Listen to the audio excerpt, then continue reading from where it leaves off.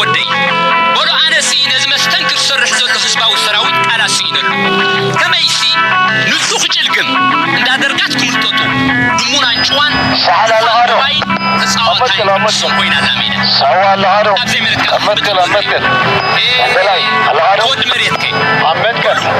سحل عباي مقابر صلاحهم مخانا فلتي مساتهم وانت نجير ومي كن جراس ماتش جيتو إنا بولوتو خبراتوتو እግሮም ኢዶም ክሳዶም ይቆመጡ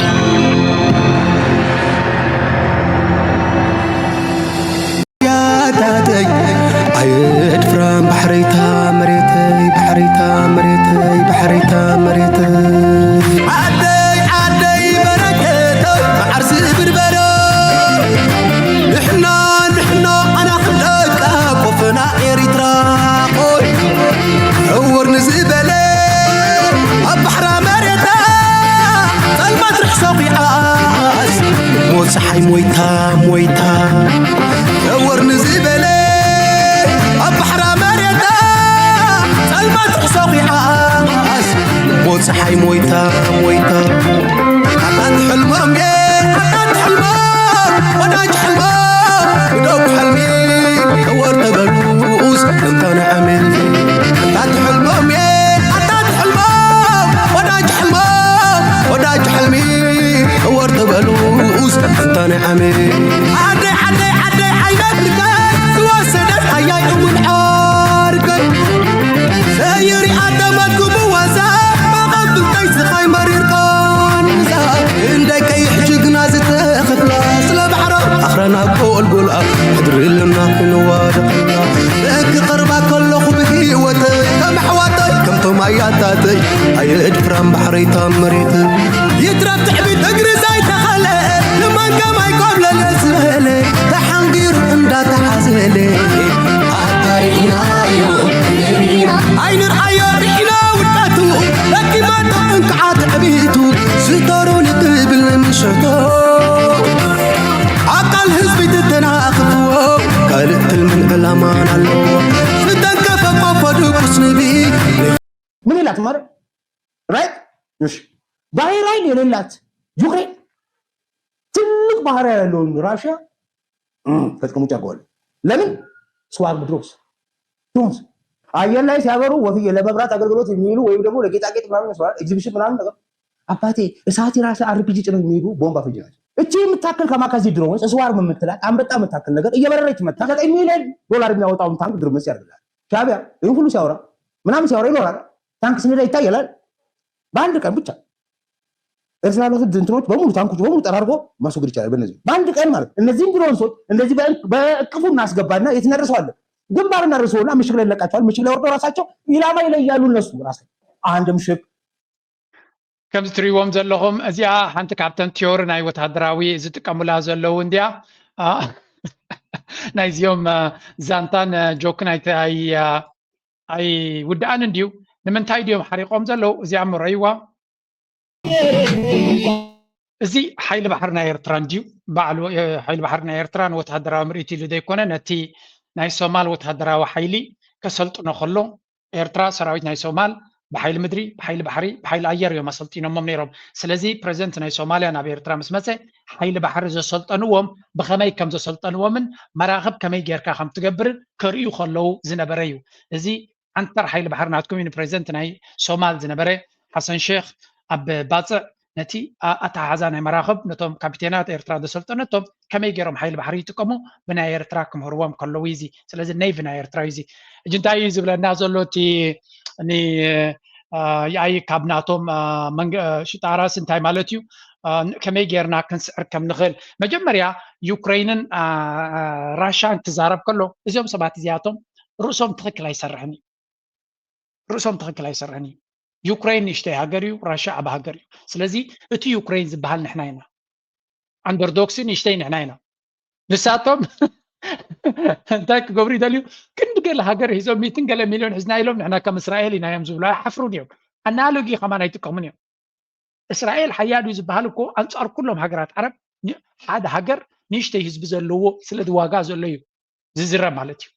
ኤርትራ ትንሽተይ በብዝ ሕዝቢ ብኻሊ ብጆገ ወላ ቅርጽ ናይቲ ሃገር ሪኻ ንሳቶም ግን ኣብ ሓንጎሎም which is good ኣብ ሓንጎሎም ኤርትራ ይትዓባይ in reality ኣብ ወታደራዊ ዓይኒ ኤርትራ ይትዓባይ ማለት እቲ ዘሎ ፊዚካል ቁፅሪ ገለ ዘይኮነሲ እቲ ተመክሮን ውፅኢትን ድሕሪኻዮም ኤርትራ ይትዓባይ ማለት በብዝ ሕዝቢ ይኮነን ኣብነት ስዊትዘርላንድ ንሽተይ ሃገር እዩ ብኩዕሶ እግሪ ግን ምስ ቻይና ተወዳዲርካዮም ስዊስ ይዓባይ ክለብ ቻይና 1.4 ቢልዮን ህዝቢ ኣለዋ ኩዕሶ እግሪ ግን ኣይክእሉን እዮም ስለዚ ብኩዕሶ እግሪ ክትዛረብ ከለካ ስዊስ ዓብዩ ወላ እኳ ንሽተይ ህዝቢ ዘለዎ እንተኾነ ምስ ቻይና ስለዚ ብናቶም ርእሲ ኤርትራ እታ ዓባይ ሃገር ስለዚ ዓባይ ሃገር ብኸመይ ክስዕርዋ ከም ዝኽእሉ ነዘመራኸብ እዚአን ድሮን ኣኪብና መፂና ነተን ድሮናት ብሄሊ ነፋሪት ኣምፂና ደርቢናየን ብኡ ጌርና ሰን ምስ ደርበያ ምስ ተፈንጀራ ብኡ ጌርና ነቲ ታንክታት ናቱ ድዩ ነቲ ሰራዊት ናቱ ድዩ ከነዳኹመይና እዩ ዝብለኩም ዘሎ ሕጂ ከምዚ ብቲዮሪ ክዛረብ ከሎ እንታይ ድመስለኩም እንታይ ድመስሎ ንገለገለ ሰብ ዝከኣል እዩ ድመስሎ አሚን እዚ ነገር እዚ ኣኒሜትድ ጌርካ ብኮምፒውተር ጌርካ ምስ ገበርካዮ ስዎርም ድሮንስ ገለመለ እዚ ኩሉ ዝሰርሕ ድመስሎ እዚ ቲዮሪ ናትካ ኣብ ባይታ ዝሰርሕ ነይሩ እንተዝኸውን ስለምንታይ መጀመርያ ኣብ እንታይ ካ ትብሎ ነዚ ምስ ፋኖ ወይ ምስ ሸነ ክጥቀመሉ ዶ ኤክስፐሪመንት ክገብሮ ዳ ይመቐለለሉን ኢኻ ትብል ማለሲ ንኤርትራ ክስዕርዋን ክድምስስዋን ድሌቶም እዩ they are telling us ከም ፀላእትና ይነግሩና ኣሎ this is not a joke ዓቕሚ ስለ ዝሰኣኑ እምበር እንታይ ክገብሩ ከም ዝደልዩ ብኸመይ ክሃስዩና ከም ዝደልዩ ይነግሩና እኮ እዮም ዘለዉ ስለዚ ፀላኢኻ ክፍክረልካ ከሎ ሓሳዊ ኣይትበሎ ተቐበሎ ግን ዓቕሚ ኣለዎ ማለት ኣይኮነ እቲ ድሌቱ ይነግረካ ኣሎ ድሌቱ ኣገዳሲ ኢንቴንሽን ባህጊ ከም ዘለዎ ድሌት ከም ዘለዎ ይነግረካ ኣሎ that's very important one እቲ capability እቲ ዓቕሚ ኣሎ ድየለን ኣብ ባይታ ንሪኦ ኣለና ስለዘየለ እዩ ዘይግበር ዘሎ ስለዚ ፋኖ ንጎሆ ምሸትን ደኪሩካ ካብ መዓልቲ ናብ መዓልቲ ፀብለልትነት ናርኣያ ኩናትና ኣብዚ ዝድይበሉ ዘሎ ሸነ ኣብዚ ካብ ኦሮሞ ካብ ኣዲስ ኣበባ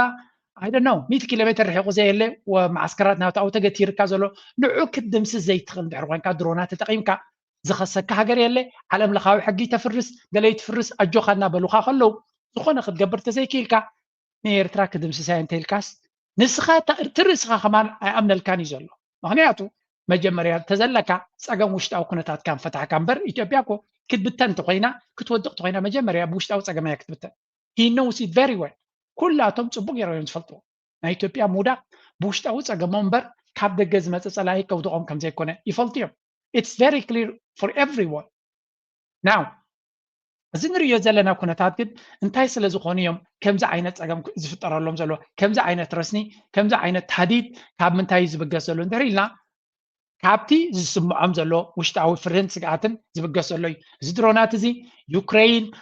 ኣሜሪካ ኩሉ ዓይነት ድሮናት ሂባቶም ኣይሰርሐን ኩሉ ዓይነት ቴክኖሎጂ ተዋሂቦም ኣብቲ ዓውደ ኩናት ይሰዓሩ ኣለዉ ዩክሬን ካልኣይ እታ ንዖም ወታደራዊ ዓቕሚ ትቦም ዘላ ኢማራት እያ ትበሃል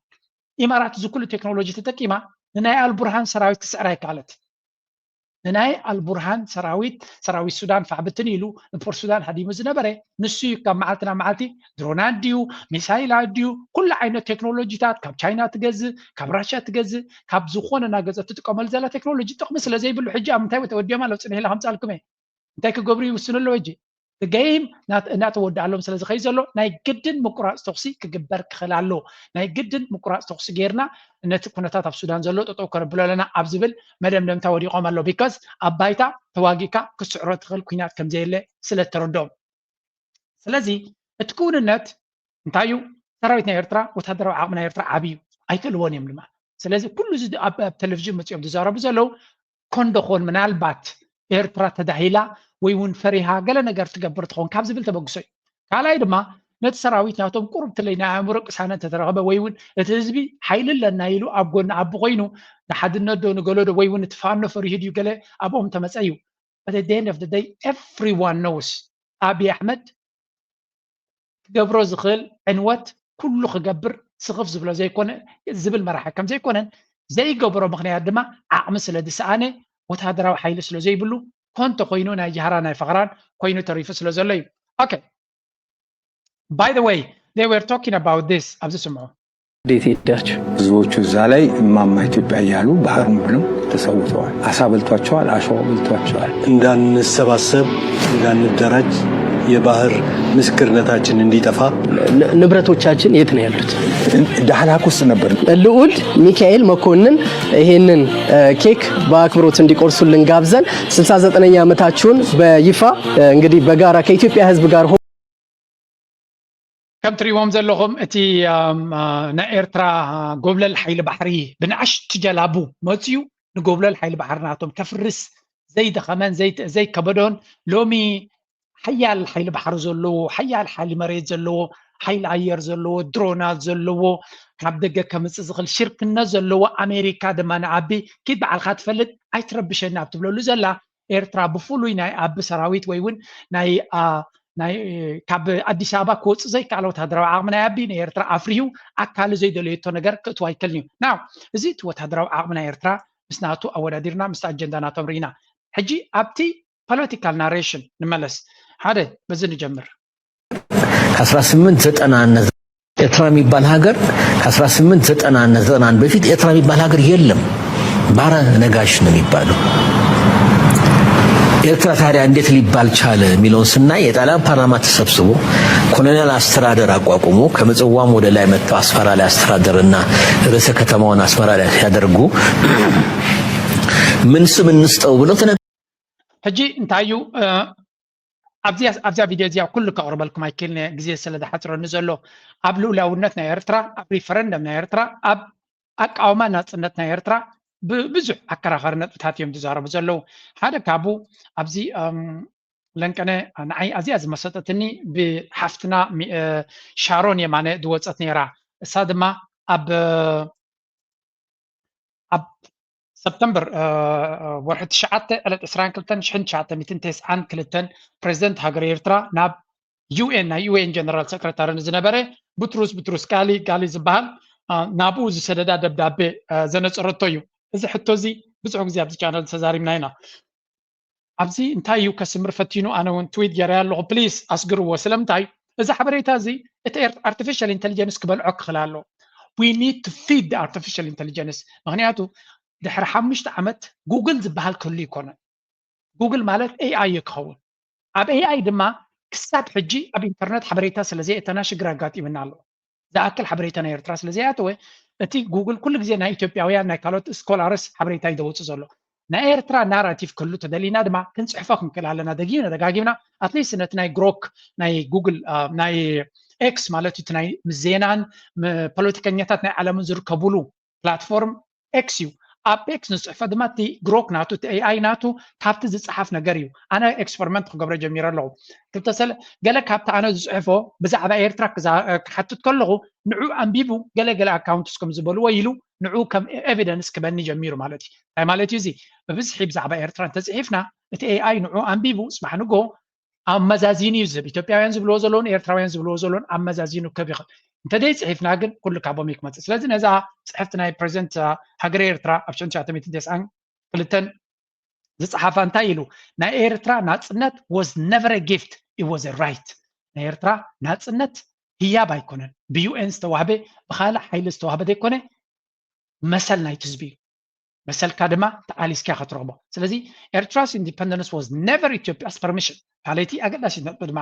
ናፅነት ናይ ህዝቢ ኤርትራ ወይ እውን ኤርትራ ንመሰል ርእሰ ውሳነ ክትገብር ከላ ሕቶ ናይ ኢትዮጵያን ወይ እውን ብፍቃድ ናይ ኢትዮጵያ ኣይኮነን ነይሩ ነዚያ ቃል እዚኣ ድማ ኣብቲ 92 ፕሬዚደንት ኢሳያስ ኣነፂሩ ናብቲ ናይ ዩኤን ጀነራል ሰክረታሪ ዝነበረ ፅሒፎ ማለት እዩ እንታይ ኢልዎ the right of self-determination of the Eritrean people is not predicated on the goodwill, authority or permission of Ethiopia or any other for that matter ስለዚ ናይ ኤርትራውያን መሰል ናይ ነፍሰ ርእሰ ውሳነ መሰል ናይ ርእሰ ውሳነ ናይ ህዝቢ ኤርትራ ብዝኾነ ይኹን መንገዲ ኣብ ፅቡቅ ትምኒት ኣብ ፍቃድ ናይ ሓደ ወይ እውን ኣብ ስልጣን ናይ ኢትዮጵያ ኮይኑ ይኮነን ኢትዮጵያ ብሰናይ ፍቃዳ ብስልጣና ወይ እውን ብሓልዮት ወይ እውን ብምድንጋፅ ክትበና ትኽእል ናፅነት ወይ እውን ልኡላውነት የብልናን ሚእቲ ኤርትራውያን ብናቶም መሰል ናይ ርእሰ ውሳነ ስለ ዘሎ ብኡ ዝግበር ዘሎ ዝኾነ ካልእ ፍቃድ ድማ ኣይንደልልና ብምባል ናይ ሽዑ ዝነበረ ናይ ዩኤን ሓላፊ እዚ ሕቶታት እዚ ሎሚ ዝገብርዎ ዘሎ ድራማ ፅቡቅ ገይሮም ይፈልጥዎ ነይሮም ክመፅእ ምዃኑ ናይ ግዜ ሕቶ እምበር ተገምጢሉ ክመፅእ ምዃኑ ካብዛ ናይ ኢምፓየር ስቴት ናይ ኢትዮጵያ ይፈልጥዎ ነይሮም እቲ እንኮ ድሕሪ ቀኒ ንዓይ እናፈለጥዎም ከለዉ ክንዚ ግዜ ስለ ዝሃብዎም ጥራይ مالسي نزا إثيوبيا زياتي نبي جزء أحد كيت كم تغلسي تبغى يرون فلتواني يرون كل التحتوتات ولا ريفرندم كجبر كله everything عشان شات ميتن سمانين شو متن استزاربون أي بريزنت سياسة بقى لك زيامتي أكون نير هذا معلتي هاي لمساكم ويقله تقمت لهم بخال حسابكم مسؤول خانم ينقريو كالو دما كم صبق أما خرطو خينام تم بوليتيكنياتات ناي أمريكا ناي أوروبا أنت هيلوما من تان تري دحرنات الناس تري فرندم قلت فركم سي مس إثيوبيا عند تردادو من تان حراي كتب لكم زي ما دما بفقادنا إثيوبيا ريفرندم يقبر كم زلو لو محراي تيلهم كا شو نخط عملنا يلو إيرترا نيثيوبياويان لمينو بقى حراي بلونا أنت زبلهم نيرو أنت هاي من بلو كم زحجز بلو زلو أتشعو إذا برمانجسي نيثيوبيا زو كلا يكونن بمبعل إذا حجز زلبط ونازلو إذا مسلبات إذا كتقاطم كم تخلص لزفلت أي بريزنت نقبرو زلنا مسر سوسانة نيثيوبيا فقاد يكون نيثيوبيا حلافنتن سلطاننا يكونن إحنا مثلا إذا حزبنا سلوزقونه حزبنا طريقة كوسنا زلو UN دما كم تعذابي زعتو زيلو وساني يكون كم تعذابي أتي ريفرندم بتخكل كم استجابري نكعذبن نكم سكرين تراي زعتو زلو كم كالو تعذب تاكالات مالتي سلازي عندما لغتنا يتادب دابن تانيو Eritrea's independence is sovereign. It is a sole prerogative of the Eritrean people, not dependent on Ethiopia's permissions. لازم إيرترا ناتنتن لولاونتن ملو بملو ناي حزب إيرترا دليتن بحقن دامبر ناي أبناء إثيوبيا فقاد يكون سلطان زبركوس هيكونن. وترغلته UN's role is observational. Eritrea welcomed the UN's participation, but not as a guarantor of legitimacy. ስለዚህ UN أبتي ريفرندم نا إيرترا زمزة نفسه كيف إيرترا وكفلتهم كردون زلويزي UN أبتي ريفرندم زمزة زنبرة نتي ريفرندم كم استجبرن جارانتن كمن أيكونن تعذابي بتخكل كم تجبرن نكم سكرني سلازي كينو مثلا حزب إيرترا ينيرو حزب إيرترا بعلو 3 عامات قاليسو زرقاقصو بحقاو من قد ما يدوق مثلا زنبرة Salsai warning against historical mistake. Any attempt to frame Eritrea's independence as Ethiopia's allowance would plant seeds of future conflicts and instability. ريخم زي لكم. وغيرهم يفلطون يرهم إثيوبيا أنت خد قبر كم تغل. بزخون يخل من قد لومي نزح حجز قبر زولو ريفرندم لا يرترا بفقادنا إثيوبيا ويوم بدليتنا إثيوبيا إيو تخايدو زبل دربان تتخايدو صباح نقول منشنا يكويناتن أقرقرن كون كم زغل سبو غيرهم يفلطون يرهم. سلازي نزع عالزيا أبتدى بدابتيا أسفيرو منيرهم. And these are the kind of historical background حزب إيرترا من سينا إيرترا في لأنه سولدو كحزو زلو تحبقى نيقدلو ولدو كانزي أصبيغون فلطيو. سلازي نقطب يهريو rejection of expansionism. Eritrea cautioned that forces bent on war and domination must not be allowed to exploit UN loopholes. لذي ناي إثيوبيا ناي مسرح فحل مزلون بوليتيكانياتات نتي ناي UN كايدا نتي نشعو كسلت إلهم إثيوبيا دوغلو دبلوتو فقط تغيرهم صباح نقول أسفح تحت حيلتا إثيوبيا نتي كم حدا حقاوي مبقسو كم زلون غيرهم كي تكملوا كل تي لوب هولز وي كان نخالات نايت UN زخون نجر نخال كترف كم زي بلو غيرهم يوم عاد يوم سلازي أبي أحمد زخون يكون علم لخاو حق زدقفو نجر سلازي بليو ولا حانت تجب تحيزو نبيت فردك خي زي مرة زلو يبلون كل تبكوتات عصو يبحقي سلازي إتاهم كو قبراز غل علمنا علم حقي رقيسو كو قبراز غل فتنين lessons for today ملختنا تونو لو مكن ريا خلنا borders and sovereignty are sacrosanct not bargaining chip ስለዚህ ዶባትና ኤርትራ ኮምን ማሉላውነትና ኤርትራ በና UN ይኹን ናይ አፍሪካን ዩኒየን ሕጊ ሳክሮሳንት ቅዱሳት እዮም ክትንከፉ ድማ ዘይብሎምን ንመጣል ዕድማ ዝኾኑ ኣይኮኑን Eritrea earned independence with blood sacrifice and unity ነፃነት ናይ ህዝቢ ኤርትራ ህያብ ኣይኮኑን ዝበለ ድማ ብደምን ረሃፅን ሕብረትን ናይ ህዝቢ ኤርትራ ድመፀይ respecting self determination is the foundation of lasting peace ሉላው መሰል ናይ ርእሰ ምርኮሳ ናይ ህዝቢ ኤርትራ ምኽባርን ንዑ ኣኽቢርካ ምኻድን ካብ ሓደ ጽቡቕ ዝኾነ ሰላም ርቃትን ናይ ትሶባን ናይ ጉርብትናን እዩ those who forget this history risk repeating conflict Eritrea's message remains timeless ስለዚ ነዚ ረሲዕካ ነዚ ሓሊፍካ ነዚ ሸለልካ እንትኸድካ ድማ ኣብ ዘይድሊ ኩናት ክኸየድ Eritrea stand then and now ናይ ኤርትራ መርገፂ ሽዑን ሎምን we abhor war but we defend peace ኩናት ዝበሃል ንጽዮኖን ንጸልኦን ንሰላም ድማ ንደግፍ independence was not given it was earned through a 30 year of struggle the principle remains timeless our sovereignty is non-negotiable ስለዚ ናጽነት ናይ ህዝቢ ኤርትራ ናይ 30 ዓመት ቃልሲ ዓብ ዋጋ ዝተኸፈለሉ እዩ ስለዚ እቲ መልእኽትናቱ ኩሉ ግዜ ወይ ከተለበዋናትና ልውላውነትና ኣብ ምልክት ሕቶ ወይ እውን ንዲስካሽን ዝቐርብ ኣይኮነን ስለዚ ነዚ ኩሉ ግዜ ሒዝና ክንከይዲ ንታሪክ ረጊፁ ወይ እውን ታሪክ ዘየንብብ ሰብ ኩሉ ግዜ ነቲ ታሪክ ነቲ ሕማቕ ጌጋ ናይ ታሪክ ንኽደግም ዘለዎ ተኽእሎ ዓብዩ እዚ بعالم درجة زكاية زلون نحنا نعلم كنا نقرأ زلنانيو ስለዚህ እንተኺልኩም ነዛ መልእኽቲ እዚኣ ኣብ ኤክስ ሼር ግበርዋና ብዙሓት ክትበፅሕ ልዕሊ ኩሉ መንእሰይና ክመሃረሉ ህዝብና ክመሃረሉ ነቲ ሶሻል ሚድያ ነቲ ኣርቲፊሻል ኢንተሊጀንስ ድማ ሼፕ ክንገብሮ ኣለና ፕሊዝ ኣብ ኤክስ ፎሎው ግበሩኒ ኣብዚ እውን ሳብስክራይብ ዘይገበርኩም እንታይ ተኣብየኩም ነቲ ንገብሮ ዘለና ፃዕሪ እንተወሓደ ብላይክ ብሳብስክራይብ ብሼር ምግባር ተሓገዝኩም ንዓና ከምኡ ድማ ነቲ ናይ ኤርትራ ወገን እውን ትድግፉ ግን ምን ያህል እብድ ናቸው ሰሞኑን በኔፓል በነበረው ተቃውሞ እንግዲህ ፖለቲከኞችና ጠቅላይ ሚኒስትሩ ከሀገሪቷ ማምለጫ ቦታ አጥተው ልክ ከላይ እንደምትመለከቱት በሄሊኮፕተር ተንጠልጥለው ነው ከሀገሪቱ ራሱ ያመለጡት ኔፓሎች የሀገሪቱን ፓርላማ እንኳን ሳይቀር ነበር ዶጋ አመድ እስኪሆን ድረስ ያቃጠሉት በጣም የሚገርማችሁ ጠቅላይ ሚኒስትራቸው ከስልጣን ከወረደ ከ24 ሰዓት በኋላ ከተማዋን ሙሉ በሙሉ የሚባል ደረጃ አጥልተው ንጹህ ያደረጓል እና በጣም የሚገርሙ ሰዎች ናቸው ጋይስ ኔፓሎች ግን كم تري وزلهم ذنا نيبال ستوري نيبال اتي مفنقل منغست وي وين بعد ما بسرعه مقيار اب عالم ريكورد دسبر خيكون يترفني يزبال زلو لما راحتي اب حصير غزي صناصيلهم كابت بوتا اليوم نتا هاجر تركيبهم كتماتاتهم كصريو كم زجمرو يزنغر زلو ስለዚህ እቲ ንሪዮ ዘለና ስሉጥነት ብፍላይ ምስቲ ሚድያ ኢትዮጵያ ዘሎ በዚ ሰፍሐ መልክዕ ይዝረበሉ ዘሎ ዝጉዳይ እዚ እስከ በኻሉ ወንስማዮ ድል ያገኙ ኢትዮጵያ ባለስልጣናት ጥቂቶች በኢትዮጵያ ቦሌ ኤርፖርት ሊያመጡ ይችላሉ ይሄን ቀልድ ሪኮርድ አድርጉትና ይሄ እንደዚህ ብሎ ለእንትን እናስቀምጠዋለን እኛ ሪከርድ ስለምናደርገው ኔፓል የኔፓል ታሪክ በእውነት በዚህ በዘራቸው አድርስ የሚባለው እንዲህ ነው አንጠጥለው ወሰዷቸው ይሄን ዘመን ኔፓሎች የኔፓል ባለስልጣናት እንዲህ ነው የወጡት ከቤታቸው እንዲህ ነው ያወጧቸው ከቤታቸው የኔፓል ባለስልጣናት ናቸው እነዚህ ቀላል ሰው እንዳይመስላችሁ መንግስት ነው እንደዚህ አድርገው ያወጣቸው በቃ መንግስት ባለሰ መከላከያ እንደዚህ አድርገው ያወጣቸው ይሄ ሪፐብሊካን ጋርድ ልምድ ይመስላል አይመስልም ታስረው በገመድ ነው የወጡት እነዚህ በገመድ ታስረው እንደዚህ ነው የወጡት ድጋሚ እንደዚህ እድል ያገኝ አይችልም ብልጽግና አዲስ አበባ እድል የለውም እዚ ትሪዎ ዘለኹም እቲ ምክልኻል ናይቲ ሃገር ወይ ከዓ ሰራዊት ናይቲ ሃገር ነቶም መራሕቲ ካብ ሞት እቲ ፕራይም ሚኒስተርን ካልኦትን ብከምዚ መንገዲ ከም ዘውፅኦምን እዚ ሓበሬታ እዚ ድማ ኣብ ኢትዮጵያ እቲ ከም ዘሎ ፍሉጥ እዩ ኢትዮጵያውያን በብዝሒ ይከታተልዎ ከም ዘለውን ምስቲ ናይ መናብሮ ሽግር ኣጋጢሙ ዘሎ ኣብ ኢትዮጵያ ምስቲ ፖለቲካዊ ቀውሲ ዘሎ ኣብይ ኣሕመድ ኣም ፕሪቲ ሹር እዛ ዘረባ እዚኣ እዛ ተግባር እዚኣ እዛ ኩነታት እዚኣ ብቐሊሉ ትረኣዮ ከምዘየላ ምክንያቱ ብኮሜንቴተርስ ከም በዓል ስታሊን ጥራይ ዝበሃል ዘሎ ዘይኮነ ዳርጋ ብኩሉ ጫፍ ነዛ መፅ ዘላ ዓመት ብኸመይ ነዛ ኩነታት ክገጥምዋ ከም ዘለዎ እዮም ዛረቡ ዘሎ ስምዑ እዚ ተረጋግቶ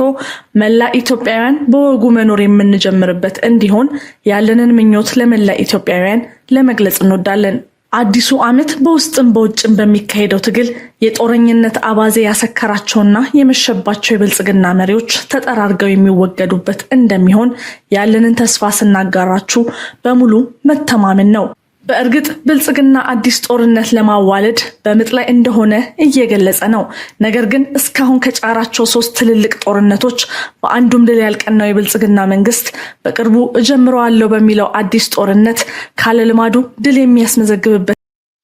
ከምንሪኦ ዘለና እቲ ሓድሽ ዓመት ምስ መፀ ናይ ሓድሽ ዓመት መልእኽቲ ናይቲ ብዝተፈላለየ ወገን ዘሎ ቃልሲ አንጻር ኢትዮጵያ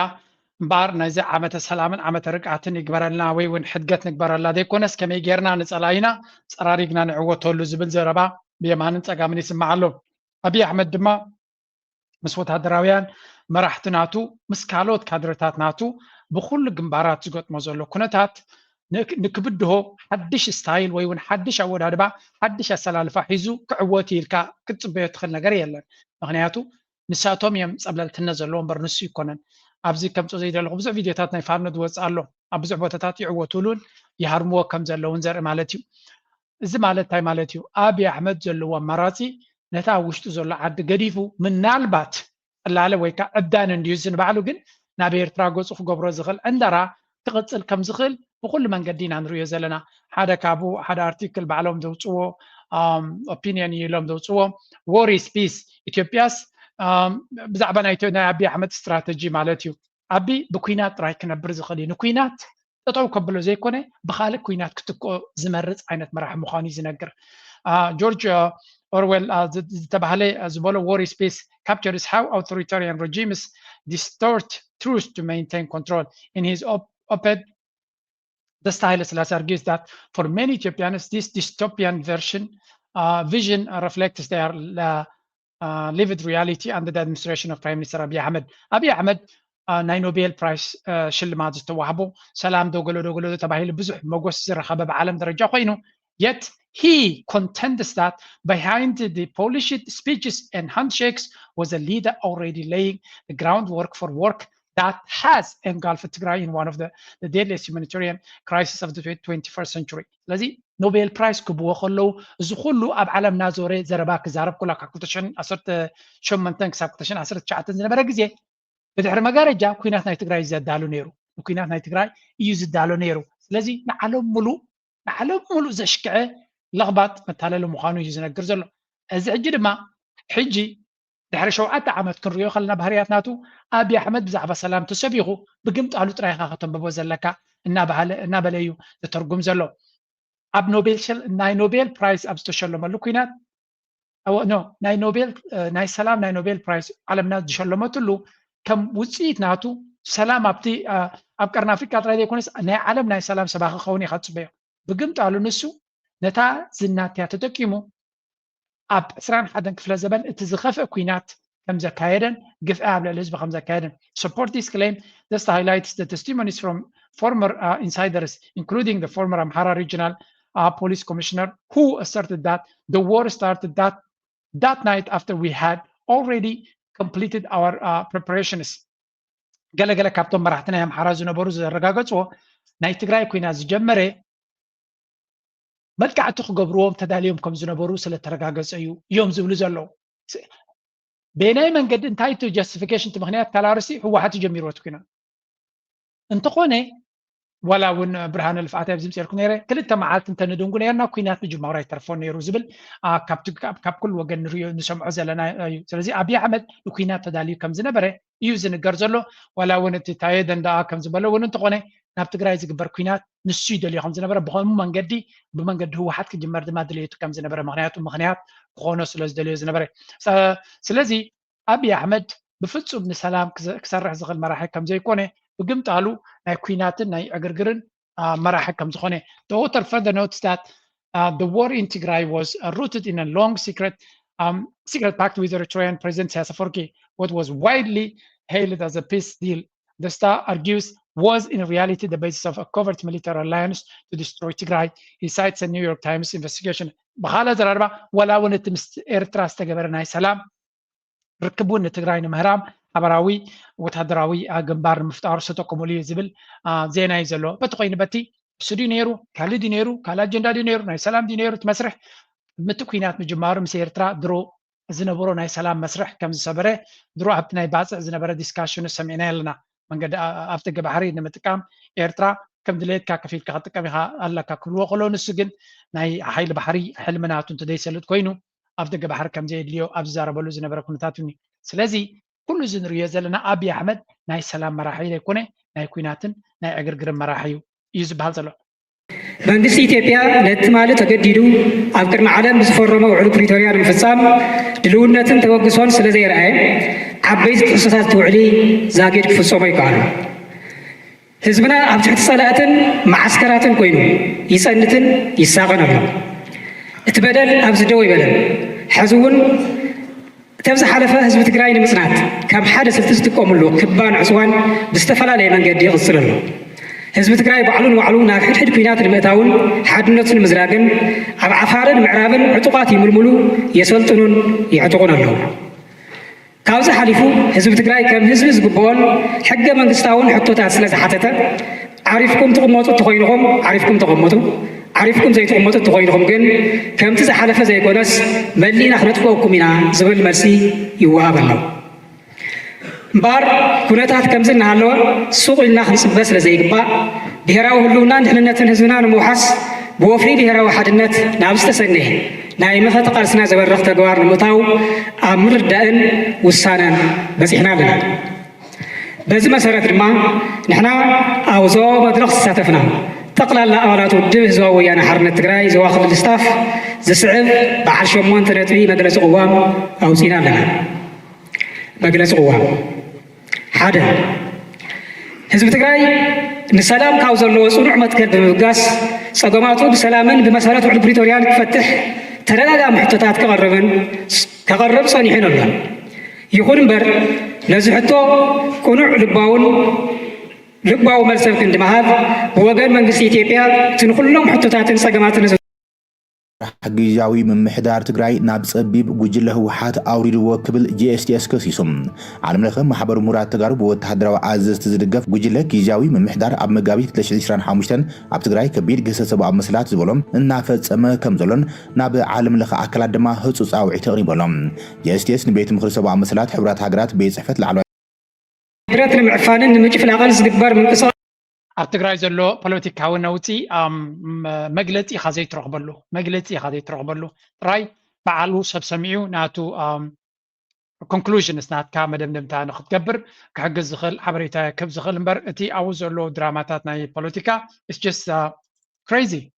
ኣብዚ ስምዑ ኣመራርሓ ሰራዊት ትግራይ ማለት ትክክል እዩ። እዞም ሓራ መሬት ዝወረዱ ኣመራርሓ ሰራዊት ንሶም ንምድሓን ዝኸዱ እዮም ቶም ትግራይ ዘለው ሚሊሻታት እዮም ዝብለልክ ምክንያት ንምንታይ እዩ ሓደ ይኾኑ ቶም ኮርን ካብ ኮርን ላዕሊ እንትበሃሉ ሚሊሻ ማለት እንታይ ይመስለኪ ካብ ጥይት ካብ ትኩሳ ንላዕሊ ክሓስብ ዘይኽእል ማለት እዩ ጥይት 200 ሜትር ወይ 400 ሜትር እንድሕር ትትኮስ ኮይና ካብ ላዕሊ ክሓስብ ይኽእል ናይ ዓለም ፖለቲካ ናበይ ይኸድ ኣሎ ናይ ዓለም ቴክኖሎጂ ኣበይ በፂሕ ኣሎ ዘይፈልጥ ማለት እዩ ጉጅለ ደብረፅዮን ንድግፍ ኢና ዝበልሉ ምክንያት ንሱ እዩ ደብረፅዮን ቤተሰቦም ስለዝኾነ ክኾን ይኽእል እዩ ቤተሰብነት ዝዘለለ ሰብ የለና ቆፂርኪ ፀበብቲ ናይ ሰፈር ሚሊሻታት እዩ ኣይቴሉ እዚ ኮይኑ ክዓሰው እዚ ሕጂ ዝዛረብ ዘሎ ናይቶም ሓራ መሬት ዘለዉ ዝድግፍ እዩ ሓራ መሬት ከንታይ ዘለዎ እስካብ ዝስምዑ 5 ክፍለ ሰራዊት ኣላ ሓይል ሰብን ካብ መጀመርያ ጀሚርክ ትርኢ ተለኺ ብጣዕሚ ክትድንግፅ ክፍለ ሰራዊት ሓደ ትበሃል ኣላ ሕዚ 9 ኢላ ዘኽዳኣቶም ክነግረኪ ክድዓት ተጨባጭ የለ ከለኹ 32 ሰብ ክድዓ ኣላ 32 ክድዓት ዝበሃል ኮይዶም ቶሎ ዝተመለሱ ማለት እዩ በቃ ኣይንደሊ እዚ ተረድኦም ማለት እዩ ተረዲእዎም ኣይንደሊ ኢሎም ዝኸዱ ማለት እዩ ክፍለ ሰራዊት ክልተ ትበሃል ናተ እያ 74 ሰብ ኸይዳን እስኻ ቅድሚ ምምፃእኻ ድዩ ኣነ እናሃለኹ ኣነ ሕዚ ዝመፃኹ ነው ዓለ የለ ቅድሚኡ 74 ቅድሚ የለ ከለዎ ስራሕ ፀሪሑ ተረዲእዎ ሓሲቡ ዝመፀ እዩ እቲ ዘይተረድኦ ዝኸደ ዘይተረድኦ ኸይዱ ዝተረድኦ ዝተመለሰ የለ ከለኹ ዝተረድኦ ዝተመለሰ 74 ሰብ ኸይድለ ሓይሊ ሰባ እንደ 9 ሕዚ ተሪፉ ዘሎ ካብ መጀመርያ ጀሚሩ የለ ከለኹ ዳ335 ይኸይድዋ ኣሎ ዳ3 ትበሃል እውን ኣላ እንታይ ማለት እዩ እዚ እቲ ሓራ መሬት ኢሉ ብበዓል ጻድቃንን ጌታቸው ረዳን ሓድሽ በተበ ጀነራል ወደን ጥሩዶ ገለዶ ወደ ሸብር ደገለ ዝበልዎ ገይሮም ነቲ ህወሓት ወይ ነቲ ትግራይ ኣብ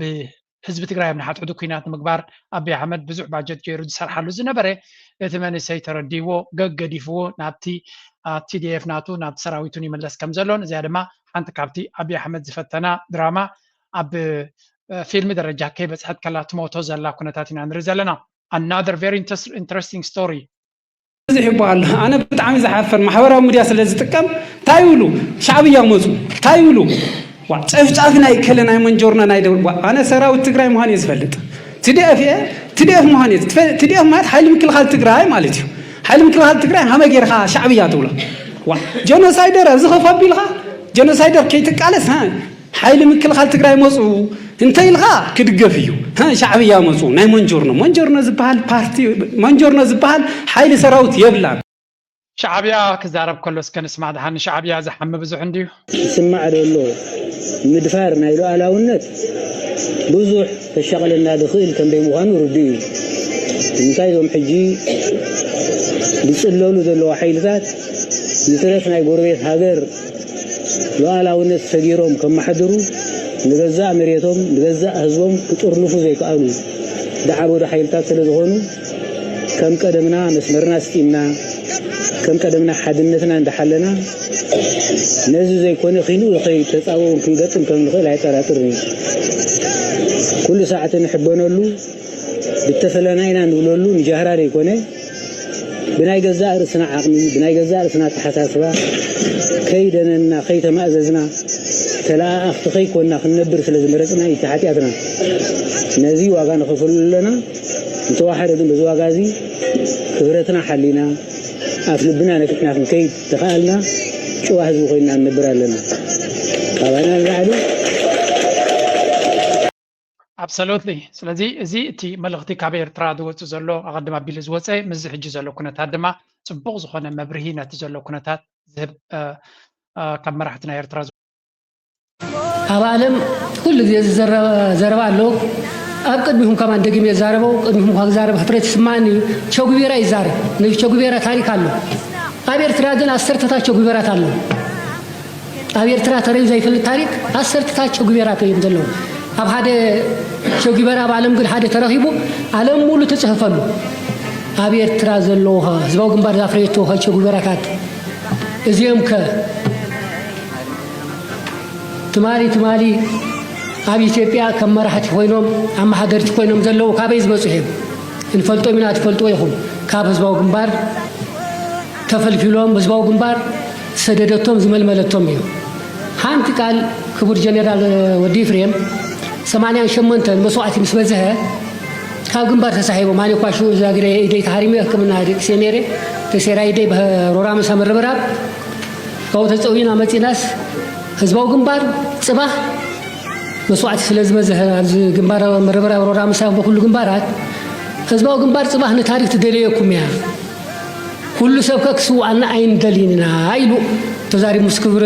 ስው ብጻይድ ሰይድ አብደላ ሰለስተ መዓልቲ ሰሚናር ተካሂዱ ንህና ኻና ህዝብ ኤርትራ ሓንቲ ህይወት የኮነስ ክልተ ሰለስተ ህይወት ወላ እንተ ተህልወና ክንስዋዕ ኢና እምበር ተመሊስና ክፍልታት አይን መደበይና ተባሂሎም ተካትዮም ኣብቲ ዝነበረሉ ኣሓዱ ተመሊስና ኬና ስለዚህ ክብሪ ህዝባዊ ግንባር መግለጽ ስለዘይብሉ ነዚ ክብሪ በአትካ ክነብዕለው ያብጻሕና ንኩልሁም ያቀኒል ብሓቂ ነቲ ታሪክ ናይ ህዝቢ ኤርትራ ዝፈልጦን ዝወዓሎን ክዛረበሉ ዘለዎ እዚ ድማ ሓደ ካብቲ ኣገዳሲ ተልእኾ ናይቲ ህዝቢ ኤርትራ ክኸውን እዩ ነቲ ታሪክ ምፅሓፍን ኣብ ምትሕልላፍን ዓብዪ ስራሕ ይፅበየና ከም ዘሎ ምግንዛብ የድሊ ኦራይት ናብ ፅምዶ ገፅና ድማ ካብ ፅምዶ ዝወፅእ ዘሎ ሓደሽቲ ስእልታት ክንርኢ what's going on سنة حجة زيلو مرعى غير عندنا كل حاجة خمس ساعات كالكم حجة قاطع مزخنات زي ما مفتاروا مسحواتي وعلاج على خد لهم هذا حجة مسحاوي كمان ترى خير لهم هذا تخيل تبقى يبي تسحاوي ايوه صبغ لنا كم زي الناس ناخذ لك زي زمانات تفلالي زنبره حزبي كومزي بحبار ناس حق نا تسعامه نا تتصاوت بحبار كوعل كم رأينا العلي زحبسن نجار يلن أي صملور صنعه دمكة يبو زيادة مر عمت كم زي دارجة فستيفالنا يرفع كده بكازو هجي سلام كوي نازل لغة صالح خونلنا له دحريجها حمق عينرن إن شاء الله نزهيجي زخيز له ناي سلام قعزن إجزاء أملاك يتحوسوا سلام بس بالبحكي هير لينك انا بحكي صبغ صراحه انا بتعم دسل كله حزبي ايترا حزب تግራይ ያው ሃዳ ንብል ቀጢና ከዓን መታዓቢተይ ከተማ ዛላምበሳ ኣብ ደገ ነው ወፃን ዘለው ደቅ ዛላምበሳ ብጣዕሚ እንኳዕ ንኮምዚ ይብቃዕና ኢለ ሰላም ይብል ብጣዕሚ ለምኸም ተወለድና ኮይኑ ይስምዐና ኣሎ ለምኸም ተወለድና ኮይና ይስምዐና ኣሎ ተመስገን እንኳዕ ሰላም ኮነ እንኳዕ ሰላም ኮነ እንኳዕ ወሰን የብልን ሓጎሰይ ወሰን የብልን أنا دوري أسقدم البال نعسين بديمقراطية بارتي أبوم بري كم مقالة متسية أمونا أمبس مستوعلون تأساسيرو بتعم بفلو دمكتي وزبعل زلو نايزي بعالزي نايزي تحقاسزي تخافالي بمخاني بتعم يزحبس ተሓጓሰይ ወሰን ይብሉን እዚ ንዘመናት ተፈላልዩ ዝነበረ ህዝቢ ከምዙይ ብሓባር እናሰሓቀ እናተሰዓዓመ እናተፃወተ ብሓባር ክውዕል ካብ ምርኣይ ንላዕሊ ዝሕጉሰን ነገር የለን ጽምዶ ክንጅምር ተለና ያው ከምዚ ዓይነት ዓብይ ውፅኢት ከም ዝርከቦ ንዘላቂ ረብሓ ከም ንሪኦ ዘለና ጽምዶ ናይ ብሓቂ ጽቡቕ ፍሬ ኣባይታ ኣብ ሚድያ ዘይኮነ ኣባይታ ጽቡቕ ፍሬ ከፍሪ ከጀሚሩ ከም ዘለዎን ተስፋ ንገብር እዚ ኣምላኽ ድማ ምሉእ ክገብረሉ ንሕብረተሰብና ነቲ ህዝብና ምሉእ ክገብረሉ ከምቲ ጥሉል ክራማት ዘሎ ንሰምዖ ዘለና ሓንቲ ካብ ኤርትራ ጋዜጠኛ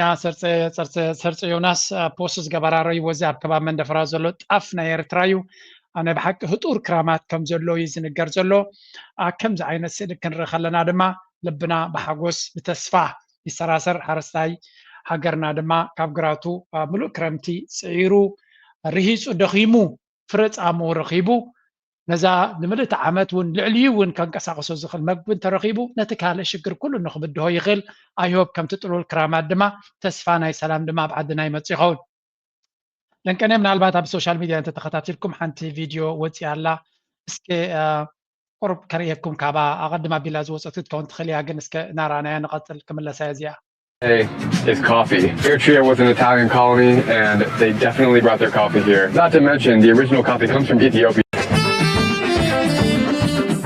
All travelers face surveillance and a need for special permits to leave the capital. It's no surprise that many people refer to this nation as the North Korea of Africa. There's no freedom of speech, no free press, no social media, and military service can last a lifetime. Yet somehow Italian culture still lingers from the colonial period. They didn't just bring gelato and architecture, they also brought their religion. It's Sunday morning, so I've made it 2 a.m. ማለት ብዙሕ እንዲ ዝዛረብ ወላት ክርስትና እሶም ከም ዘምፅሉ ኣብ ናይ ጥልያን ግዜ ከም ዝመፀ ገለ ዝነግር ብዙሕ ኣከራኸርቲ ነጥብታት ኣለዎ ግን ብዙሕ ገፃት ናይ ኤርትራ ድማ እዩ ዘውፅእ ተኣንግልስ ንሱ ዝርዮ ደስ ኢሉ ንገለገል እዩ ኣገሊዮ እዩ ኣፍኮርስ ኩሉ ግዜ ከም ንፈልጦም ንኤርትራ ከም ኣርእስቲ ክገብርዋ ከለዎ ኩሉ ግዜ ዝድውና ኣርእሲ እዮም ዝመርፁ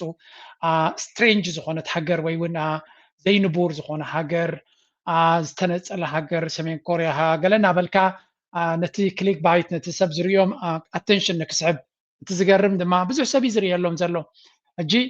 ኣብቲ ውሽጢ ብዙሕ ፅቡቅ እዮም ደምፅኡ ግን ናይ ድሕርቲ ምዃናት ሃገርካ ኩሉ ግዜ ይጠቕሱ እዮም እዚ ከዓ ፔይንሳስ ንዓና ከም ኤርትራውያን ብኡ ጥራይ ክንግለፅ ዘሳ ይብለናን እዩ እቲ ፅባቐ ኣብዚ ቪድዮ ዘሎ እቲ ህዝቢ ኤርትራ ዘለዎ ፅባቐ እዩ ዳርጋ ኩላቶም ዝሰማምዑላ እንተሎ እቲ ህዝቢ ህያዋይ ለዋህ ደንጋፂ ፈታዊ ጋሻ መኽበሪ ጋሻ ምዃኑ ይነግሩ እዮም very interesting asset ማለት እዩ but when it comes to technology ቁርብ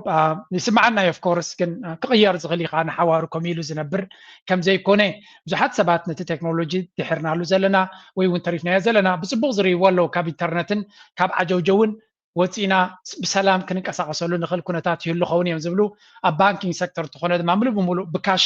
ዝኸይድ ሃገር ምዃኑ እዩ ዝነግር ግን ብርግፅ ንዓይ ደስ ዝበለትኒ ካብቲ ኩሉ ንሱ ዝገበሮን ዝብሎን ናብ ከተማ ከረን ከይዱ ዝገበሮ እዩ ብፍላይ ኣብዚኣ ኸ እቲ ነገራት ኣሪጉ ከም ዘሎ ገለ የባጩ እዩ ቴክኖሎጂ ዘይብሉ ኩሉ ብጉልበት እዩ ገለ ናበለ ይዛረብ እዩ ግን ኣይንሕዘሎም ኢና ምክንያቱ ኣብ ካልእ ዓለማት ሃብታማትን ገለን ስለ ዝዞሩ እውን ናይ ኤርትራ ፅቡቅ ክብሉላ ዘገድዶም ሓይሊ እውን የለን ኣብዚኣ ግን ናብ ሓሊመንተል ትብል ዓዲ ናይ ዓዲ ብሌን ከይዱ እንታይ ደኖ ናብ ሓሊመንተል ናይ ቱሪስት ኣትራክሽን ኮይና ኣላ ኣነ ከም ዝረኽባ ግን for a good reason እቶም ኣብቲ ቦታ እቲ ነዚ ቆልዓ ረይዎ ፅንሕ ኢልኩም ከረየብኩም እየ ነዚ ቆልዓ ምስ ክዘራረብ Yes. Where's the wedding? The wedding is by this. Come with us. Italiano? No. You speak Italian? Yes. You do? Why do you speak Italian? I learn in the phone. What do you like better, English or Italian? What's better for you? My favorite language is English. You speak Arabic? Yes. Tidaknya belajar Arabic, Tigray, English, Italian. What? How old are you? I am 11. You speak 7 languages? Yes. What? That's crazy. That's crazy. እዚ ትሪእዎ ዘለኹም ህፃን ዝወዲ 11 ዓመት እዩ ሸውዓተ ቋንቋ ድማ ይኽእል ካብ ቴሌፎኒ ድማ ዝመሃር ፅንዒ ኢሉ ክትሪእዎ ኢኹም I'm really amazed I mean እዚ ኣብ ሓሊመንተል እዩ ዘሎ ኣብ ኣስመራ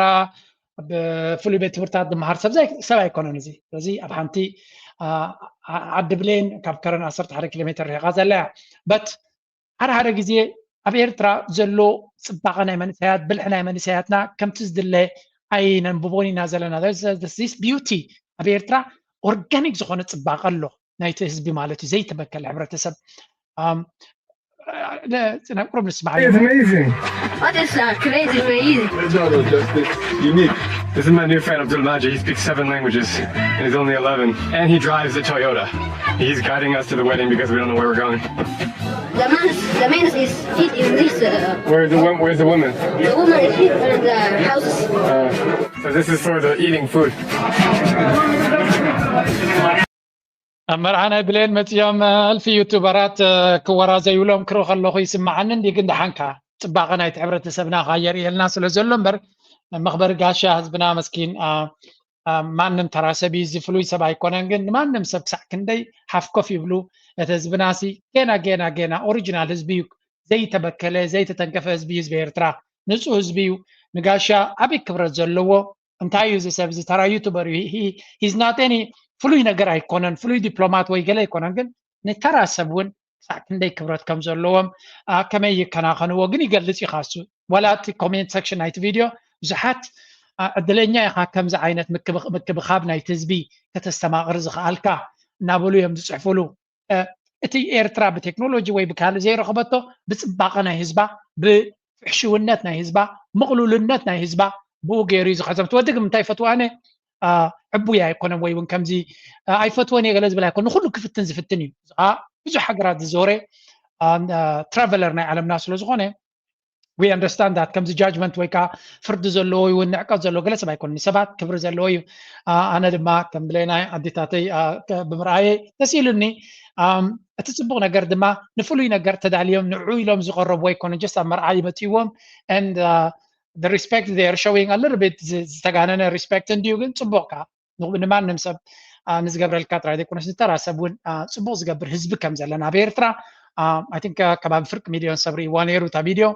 and ازيا جس نايتا فيديو ترايسي نتابير ترازي لك I'm really happy I mean look at this زي قطرنا ايرترايو اب قطر establishmentنا ايرترايو رايو it's a beautiful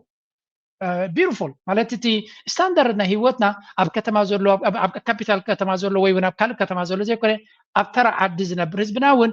بوز خونه ستاندرد زلو مخانون انا I'm really تولاتي يوتيوبر كمان بزي ايام بزح حسابات فتيمو ايرترا دخا هاجر يو انترنت زي بلو تكنولوجي زي بلو جن if you look into their life